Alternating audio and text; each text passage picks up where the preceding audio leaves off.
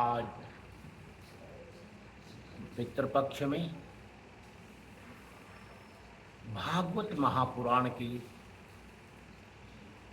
एकादश स्कंध में चौथे अध्याय की कथा देव ऋषि पितृ तृप्त होने के लिए यह कथा भगवान विष्णु के अवतारों की वर्णन की कथा है। और पितृपक्ष में इस कथा का वर्णन अमृतमयी रसायन सभी मानव मात्र को पवित्र करता है और देवताओं ऋषियों को भी पितरों को भी तृप्त करता है।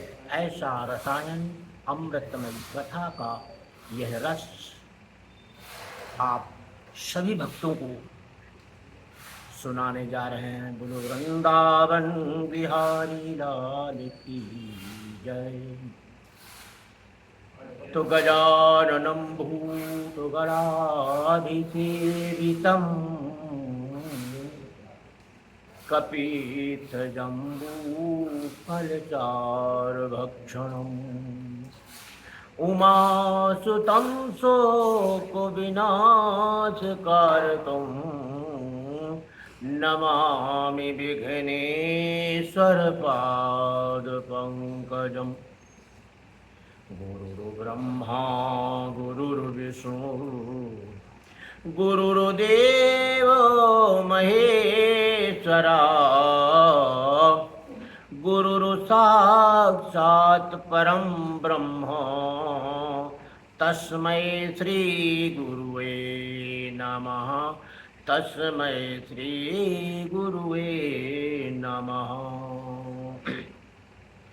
तो राजुवाच चतुर्थो अध्याय एकादश स्कंध में भगवान के अवतारों की कथा। तो राज उवाचो यानि यानि हि कर्माणि अर्यै स्वच्छंद जन्मभिः चक्रे करोति कर्ता वा हस्तिनानि ब्रुवन्तु नः। द्रुमिल उवाच यो वा अनन्तस्य गुणानन्ताननुक्रमीष्यन् स तु बालबुद्धि। राजा निमि ने पूछा, योगी स्वरूप भगवान स्वतंत्रता से अपने भक्तों की भक्ति के वश होकर अनेकों प्रकार के अवतार ग्रहण करते हैं और अनेकों लीलाएं करते हैं। आप लोग कृपा करके भगवान की उन लीलाओं का वर्णन कीजिए जो वह अब तक कर चुके हैं और कर रहे हैं वह करेंगे।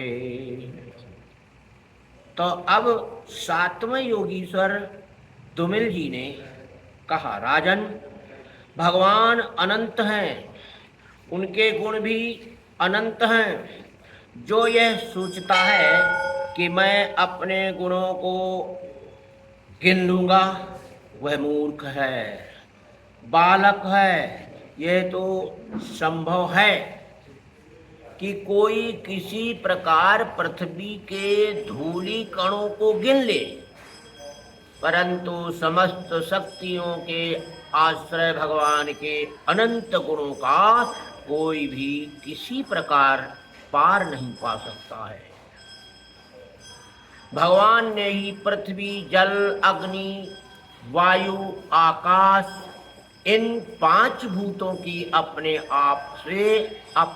आप में सृष्टि की है।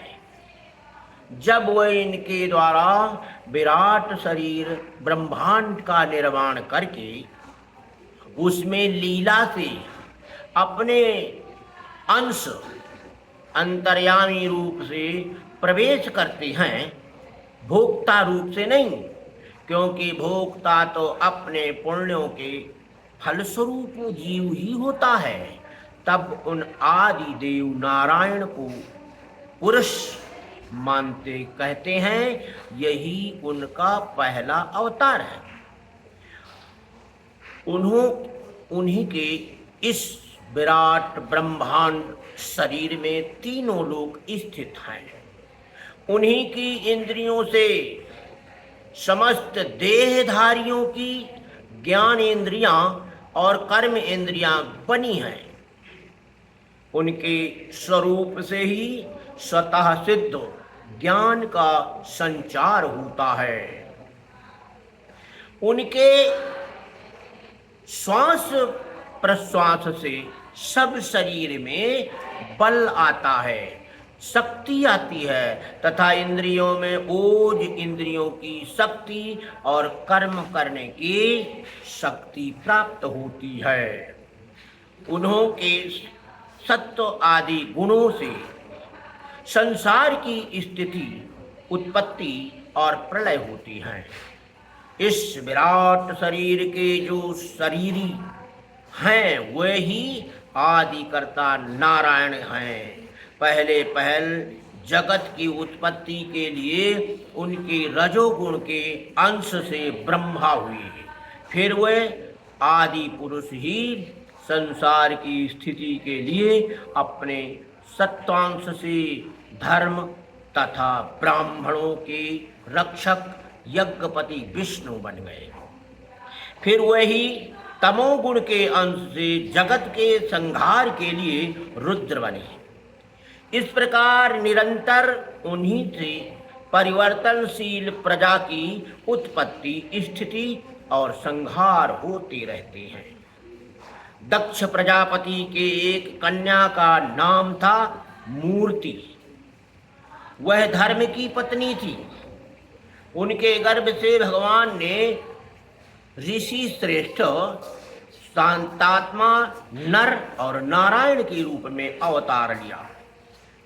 उन्होंने आत्म तत्व का साक्षात्कार कराने वाले उस भगवदाराधन रूप कर्म का उपदेश किया, जो वास्तव में कर्म बंधन से छुड़ाने वाला और निष्कर्म स्थिति को प्राप्त कराने वाला है। उन्होंने स्वयं भी वैसे ही कर्म का अनुसरण किया, अनुष्ठान किया। बड़े बड़े ऋषि मुनि उनके चरण कमलों की सेवा करते रहते हैं। वे आज भी बद्री का आश्रम में उसी कर्म का आचरण करते हुए विराजमान है। तो इंद्रो सिंह तत्परम धाम जिस्रक्षतीति कर्माण्यवंकतरगण सवदर्दुवाख्यम गत्वाप्सरो गण वसन्तु मंदवाते स्त्री प्रेरणे सुभिरतिपि सदनं महद्भिः चिज्ञा विज्ञाय सकृत्कृतमापमादिदेवः प्राहपहस गतमिस्मयेव मान्नान् मा भैत्यमु मदन् मारुतदेववच्चोदो गृहीणीत नो चत्तितिविमं क्ररुच्यम् इत्थं श्रुवत् भरद्वीनरदेव देवा सब्रीडनं रतिरहस्रहस्रघृणं तमोजो वैतत्विभोवत्वति परे जिकृते चित्विचित्रं स्वारामधीर निकरानतपादपद्मे।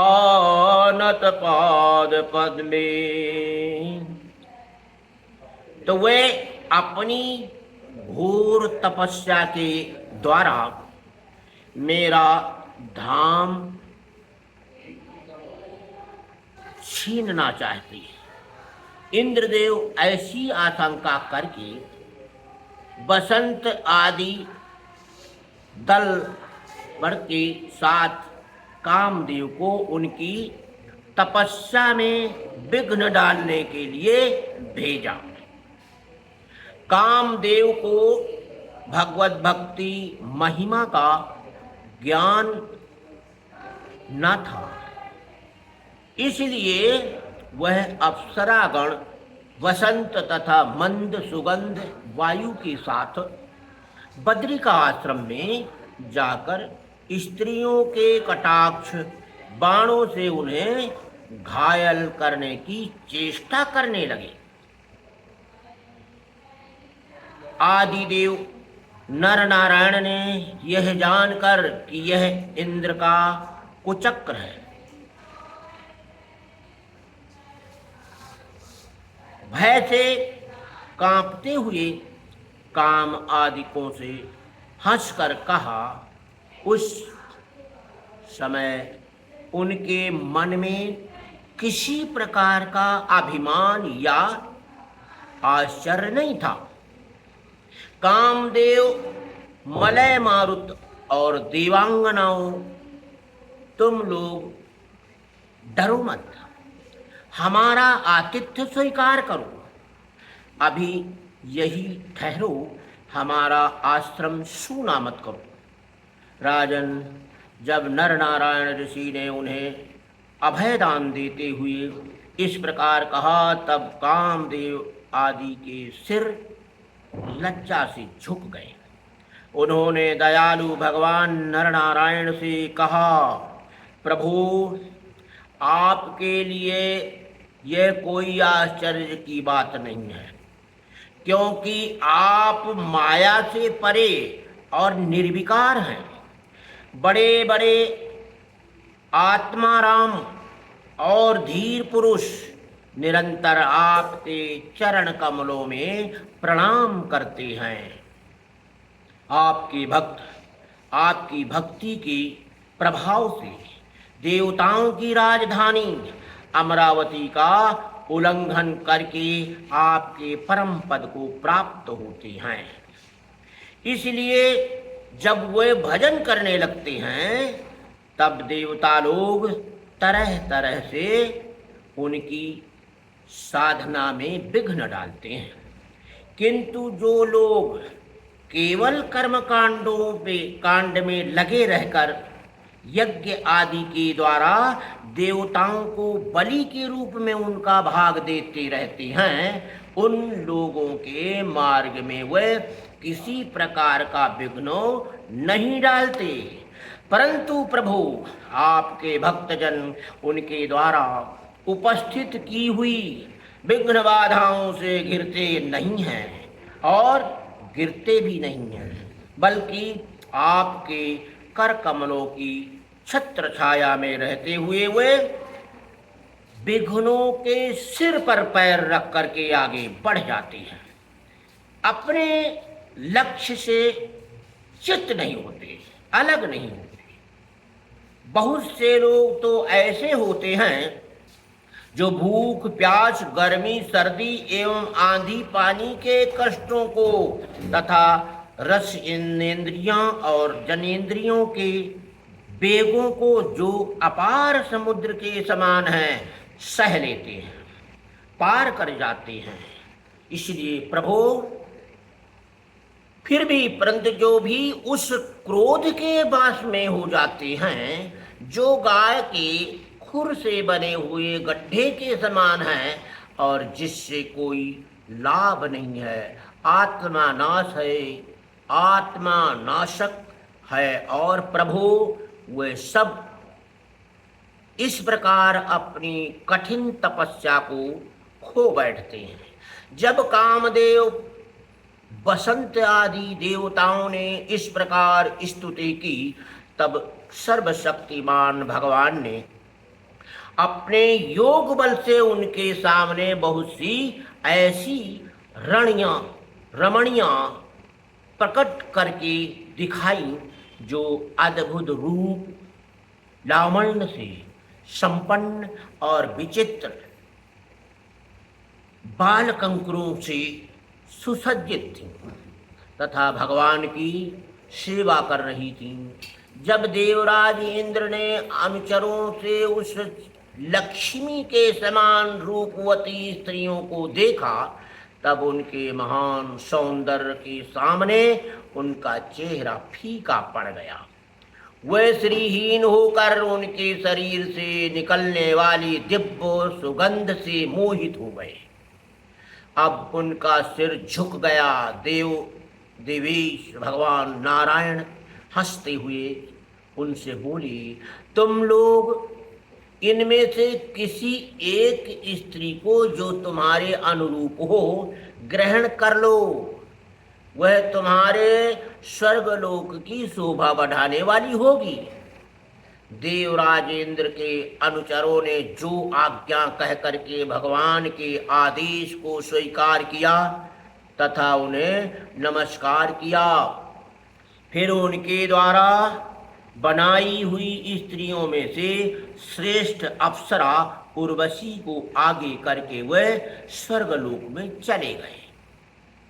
बोल वृंदावन बिहारी लाल की जय। वहां पहुंच करके उन्होंने इंद्र को नमस्कार किया तथा भरी सभा में देवताओं के सामने भगवान नर नारायण के बल और प्रभाव का वर्णन किया। उसे सुनकर देवराजेंद्र अत्यंत भयभीत और चकित हो गए। भगवान विष्णु ने अपने स्वरूप में एक रस स्थित रहते हुए भी संपूर्ण जगत के कल्याण के लिए बहुत से कला अवतार ग्रहण किए। विदेहराज, हंस, दत्तात्रेय, सनक, सनंदन, सनातन, सनत कुमार और हमारे पिता ऋषभ के रूप में अवतीर्ण होकर उन्होंने आत्म साक्षात्कार करके साधनों का उपदेश किया है। उन्होंने ही हयग्रीव अवतार लेकर मधुकैटभ नामक असुरों का संहार करके उन लोगों के द्वारा चुराए हुए वेदों का उद्धार किया है और प्रलय के समय मत्स्य अवतार लेकर उन्होंने भावी मनु, सत्यव्रत, पृथ्वी और औषधियों की धान्य आदि की रक्षा की और 12 अवतार ग्रहण करके पृथ्वी का रसातल से उद्धार कर लाकर हिरण्याक्ष का संहार किया। कूर्म अवतार ग्रहण करके उन्हीं भगवान ने अमृत मंथन का कार्य संपन्न करने के लिए अपनी पीठ पर मंदराचल धारण किया और उन्हीं भगवान विष्णु ने अपने शरणागत एवं आर्त भक्त गजेंद्र को ग्राह से छुड़ाया है। एक बार बालखिल्य ऋषि तपस्या करते करते अत्यंत दुर्बल हो गए थे।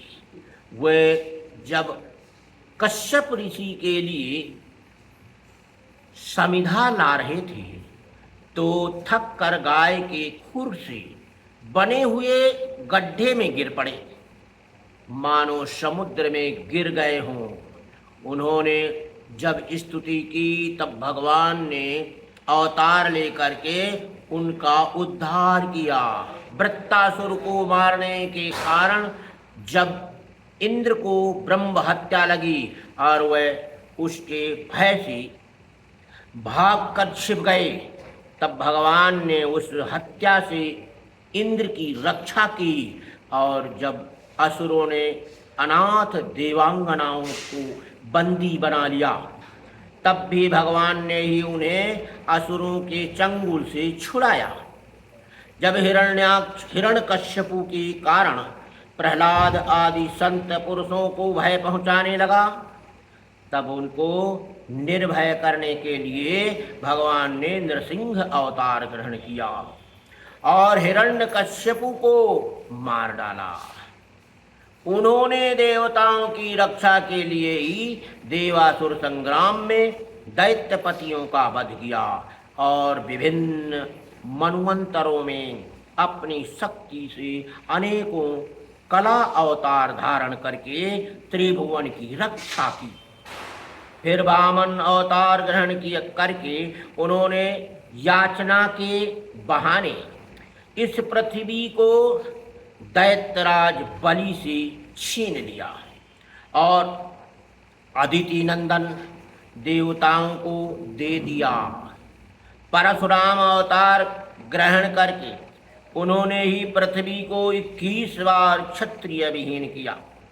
परशुराम जी तो है वंश का प्रलय करने के लिए मानो भृगुवंश में अग्नि रूप से ही अवतीर्ण हुए थे। उन्हीं भगवान ने रामावतार में समुद्र पर पुल बांधा और रावण और उनकी राजधानी लंका को मटिया मेल कर दिया और उनकी कीर्ति समस्त लोकों के मल को नष्ट करने वाली है। सीतापति भगवान राम सदा सर्वदा सर्वत्र विजयी ही विजयी हैं। राजन, अजन्मा होने पर भी पृथ्वी का भार उतारने के लिए वही भगवान यदुवंश में जन्म लेंगे और ऐसे ऐसे कर्म करेंगे जिन्हें बड़े बड़े देवता भी नहीं कर सकते हैं। तो फिर आगे चलकर भगवान ही बुद्ध के रूप में प्रकट होंगे और यज्ञ के अनाधिकारियों को यज्ञ करते देखकर अनेक प्रकार के तर्क वितर्कों से मोहित कर लेंगे और कलयुग के अंत में कल की अवतार लेकर वही शूद्र राजाओं को वध करेंगे। महाबाहु विदेहराज, भगवान की कीर्ति अनंत है। महात्माओं ने जगतपति भगवान के ऐसे ऐसे अनेकों जन्म और कर्मों का प्रचुरता से गान भी किया है। वृंदावन बिहारी लाल की जय।